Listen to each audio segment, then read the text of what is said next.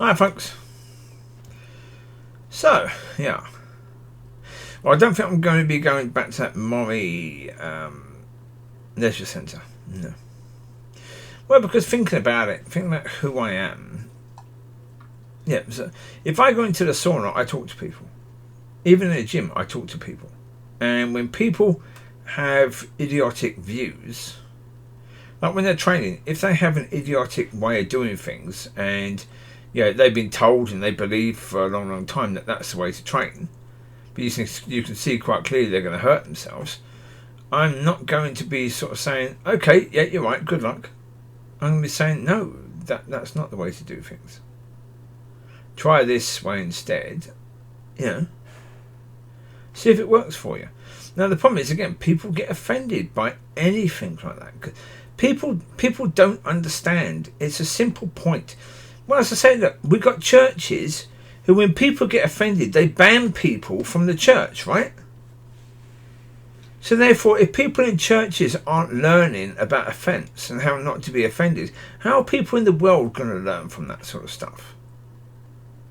So in church, the reason why I've said in church it's ridiculous that they're not teaching people about this is because there are consequences to that. It's not just in church, but it's also out of church. And you get the sort of church where people don't speak truth. So if you've got someone who's got a ridiculous belief, you won't say that person is wrong. You might speak to the pastor and see if the pastor wants to do anything, but generally speaking, the pastor is not going to do anything. No. Unless people are being offended by that person's belief. And so this whole point about offence, it's something we need to understand. People take offence. It's never given. Never is it given. We get offended because of how we react to a situation. So therefore, something is said and we choose how we react to it. If we choose to take offence, and that's the point, if we choose to take offence, then we've taken it. It wasn't forced upon us. The problem is, in today's society, it's treated as if it's forced upon you. No, it wasn't. If somebody says something, like on Twitter or anyone like that, someone says something ridiculous on Twitter. I was banned on Twitter because someone had responded to a football match. And at some point, they had used the word black when referring to a player. And a lot of people got really offended by the word black being in there.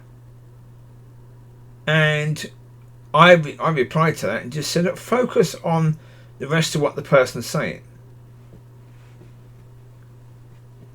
If the person's making a good point about the way that player was playing and how that player can improve, then it doesn't matter that the person's used the word black. If someone with brown skin can use the word black and basically throw it around, it means that anyone else can. It's a word. Twitter banned me for that. They asked me to remove it. No.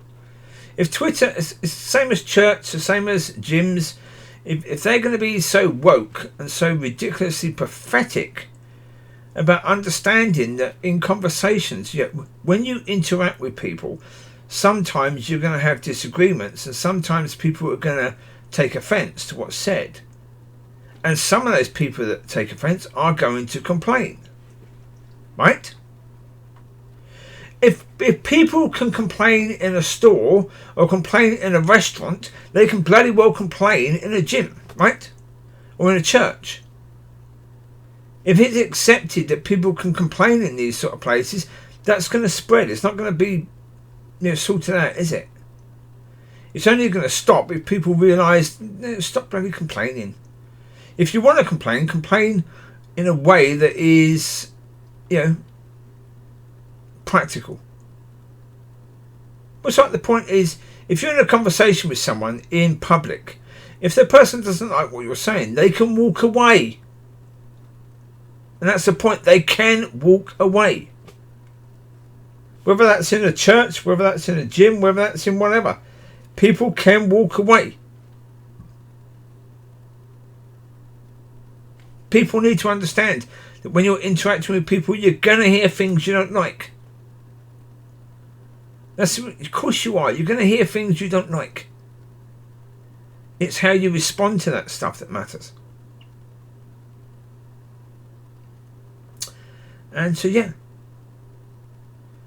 My nature is, if I'm in a sauna and a Muslim person comes in and religion comes up, I'm not going to be pretending that what they believe is true. I'm not going to be doing it. I'm not going to be pretending that it's okay for Muslims all over the world to be silent when terrorist attacks are being carried out by their brothers in their belief. I'm not going to be okay about people saying that Christians were doing the same years ago when it was actually Catholics, not Christians. I'm going to stand up and say, sorry, that was Catholics, that wasn't Christians. I'm not going to be okay when people say that Catholicism is part of Christianity, because it isn't. It's a lie. And so I'm going to correct. So obviously, therefore, when people are complaining and when you've got centres that want to cancel people's contracts, when somebody complains about somebody, then it's not really the right environment for me. Well, it's not going to be of any use, is it? So, yeah. There you go. So, yeah, that's the situation. I'm not going to change because I don't think I'm wrong in wanting truth to be spoken. So, yeah, maybe the way I speak it could be improved. So I can work on that. Well, yeah. In honesty, it's the same with church. Yeah. Last church I went to was a river church. I'm not going to another one. Why? Because there's no point. There's no point at all, because I know what to expect. I know where the people are going to be, basically. And so I know that I'm not going to pretend that that's okay. I'm not going to pretend that when someone's going to the pastor saying, can you be my spiritual father? And the pastor says yes, I'm not going to pretend that that's good. Because it's highly demonic. I'm not going to pretend when someone goes to the pastor and says, oh, I want you to ban someone from the church because they keep offending me. They keep on saying things that I get offended by. If you get offended, that's your bloody issue. If you keep on getting offended and you want someone banned, you should be the one bloody banned. If I was a pastor, I'd say, then you need to leave church. If you can't handle interacting with people without coming and expecting for that person to be banned, then you should leave. Because you're not ready. And that's the point. I'm not going to be saying that that's okay, because it isn't. I'm not going to be saying that worshipping Jesus only is okay, because it goes against his word. I'm not going to say that praying to the Son is okay, because he told us to pray to the Father. Right?